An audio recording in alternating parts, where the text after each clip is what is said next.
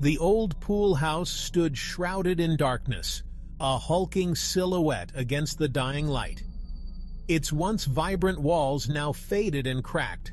The structure seemed to breathe with a life of its own, exuding an aura of mystery and foreboding. A shiver ran down 11-year-old Leo's spine as he approached. His small frame seemed dwarfed by the looming structure, and every step he took felt heavier than the last. The stories he had heard about this place echoed in his mind, each one more terrifying than the last. The air hung heavy and still, thick with the smell of chlorine and something else, something ancient and unsettling. It was as if the very atmosphere was charged with the weight of forgotten memories and untold secrets, waiting to be uncovered. He could hear the rustle of leaves, like whispered secrets in the wind. The sound seemed to beckon him closer, urging him to uncover the mysteries that lay hidden within the shadows. Leo had always been drawn to the abandoned pool house. There was something about its eerie silence and the way it stood apart from the rest of the world that fascinated him. It was a place where the past seemed to linger, refusing to let go. It had been closed for years, deemed unsafe after a tragic accident. The details of the incident were shrouded in mystery, with only whispers and half-told tales to hint at what had truly happened. He wasn't sure what had happened exactly. His older brother Mark always got this far and then refused to say any more. Mark's eyes would darken, and a shadow would pass over his face, as if he was reliving a memory too painful to share, just that it was best left alone. But Leo's curiosity was insatiable. He needed to know what lay beyond the locked doors and boarded-up windows. The windows were boarded up, but gaps remained, like prying eyes. Leo felt as if the building itself was watching him, waiting for him to make a move. He imagined shadows lurking within, unseen figures moving just beyond his sight. The thought sent a chill down his spine, but it also fueled his determination to uncover the truth. A sudden gust of wind rattled the old, rusted padlock on the door, and Leo jumped, his heart pounding in his chest. The sound echoed in the silence, amplifying his fear. He swore he heard something then, a soft whisper carried on the breeze. It was faint, almost imperceptible, but it was there, calling to him. A name. His name. His blood ran cold. The whisper seemed to wrap around him, pulling him deeper into the mystery of the pool house. He turned, his eyes searching the growing shadows, but he was alone. The silence was deafening, broken only by the sound of his own ragged breathing. He told himself it was just the wind, but doubt lingered in his mind like a bad taste. The pool house held secrets, and Leo was determined to uncover them, no matter the cost. As he stood there on the threshold of the unknown, he knew that this was just the beginning of his journey into the heart of the whispering shadow. Mark was already there, leaning against an old oak tree, a smirk playing on his lips. He knew Leo wouldn't be able to resist the dare. Mark was 2 years older and twice as fearless, always pushing boundaries, always testing Leo's courage. Cautious. There's nothing here but cobwebs and memories. S5. No, just cautious. S1. Scared little bro? But Leo wasn't so sure. The whisper, the unsettling feeling, it all felt too real to ignore. Still, he couldn't back down, not in front of Mark. Besides, a part of him, a small, curious part, wanted to see what lay inside, wanted to unravel the mystery that clung to the old pool house like a shroud. Fine, let's just get this over with. Mark grinned, his eyes gleaming with mischief. He always liked a challenge, especially one that involved scaring his younger brother. The door creaked open with a groan, like a sigh of despair. It was as if the very structure of the building was lamenting its own existence, a relic of a forgotten past. The stench hit them first, a wave of stale chlorine and mildew, heavy and suffocating. It was a smell that clung to their clothes and filled their lungs, making each breath a struggle. Dust swirled in the faint moonlight that filtered through the cracks in the boarded-up windows.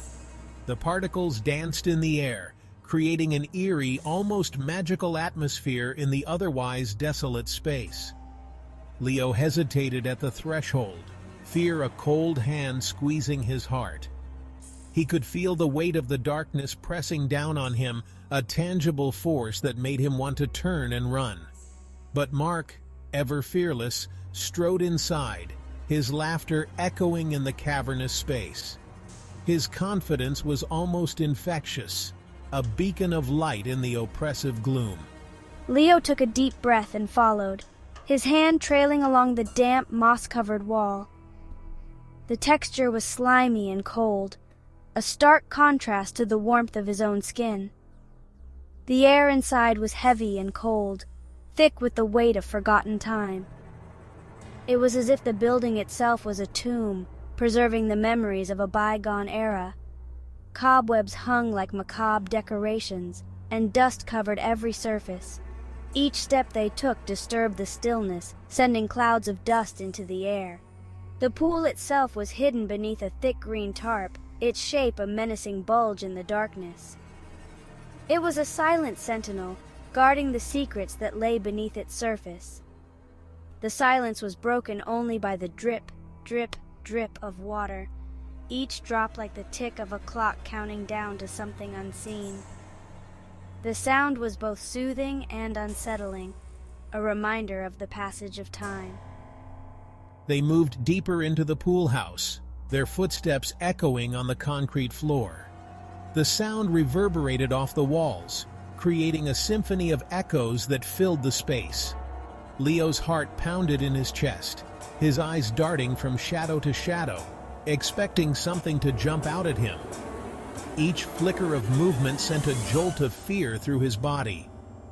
He felt a presence here, something unseen watching their every move. It was an oppressive feeling, as if the very walls had eyes, observing them in their vulnerable state. Mark's confident stride contrasted sharply with Leo's hesitant steps. Mark seemed to thrive in the darkness, while Leo felt as though it was swallowing him whole. The shadows seemed to play tricks on their eyes, forming eerie shapes that vanished as quickly as they appeared. It was a place where reality and imagination blurred, creating a sense of unease. They passed by old rusted pool equipment, relics of the past that hinted at the building's former glory. Now, they were just decaying remnants, forgotten by time. Leo's breath was visible in the cold air, each exhale a puff of mist that hung in the air. The tension was palpable, a silent force that seemed to grow with each passing moment. Mark's laughter echoed once more, breaking the silence. It was a sound that seemed out of place, a stark contrast to the oppressive atmosphere. Despite his fear, Leo felt a surge of determination. He pushed through the fear, driven by a need to uncover the secrets that lay hidden in the darkness. With each step, they moved closer to the unknown, the anticipation building. It was a journey into the heart of darkness, where every shadow held a secret and every sound was a whisper of the past. As they rounded a corner, a cold draft sent a shiver down Leo's spine. The air was thick with an unexplainable chill, as if the very essence of the place was seeping into their bones. It felt like an icy hand had brushed against his skin, sending goosebumps erupting across his arms. The sensation was so vivid, so real, that he instinctively looked around, half expecting to see someone or something standing there. The hair on the back of his neck stood on end. It was as if the very air around him was charged with an unseen energy, a presence that was both unsettling and undeniable. He stopped, his breath catching in his throat. The silence was deafening, broken only by the faint rustle of leaves and the distant hoot of an owl. Did you feel that? The question hung in the air, heavy with unspoken fear and uncertainty. Mark, a few steps ahead, turned back, his face illuminated by the weak moonlight. His eyes searched Leo's face for answers, for reassurance, but found none. Feel what? Don't tell me you're scared of a little breeze. Mark's voice was light, teasing, but there was an edge to it, a hint of something more. But it wasn't a breeze. Leo knew it. The cold was too intense, too deliberate. It was as if the very air was alive, watching, waiting. It was something else, something colder, something sentient. The realization sent a fresh wave of fear through him, making his heart race. He could feel it now, a presence hovering near them, watching them with unseen eyes. It was as if the shadows themselves were alive, shifting and moving with a will of their own. Let's just go. This place gives me the creeps. The words were spoken in a whisper, as if saying them out loud would make the fear more real. Mark laughed, but there was a nervous edge to it now, as if he too could sense the change in the atmosphere. The laughter was forced, a thin veneer over the growing unease. But he wouldn't admit it, not to Leo. Admitting it would make it real, and he wasn't ready to face that reality. All right, scaredy cat. One last look and we'll go. The words were meant to be reassuring, but they fell flat, echoing in the cold, empty space around them.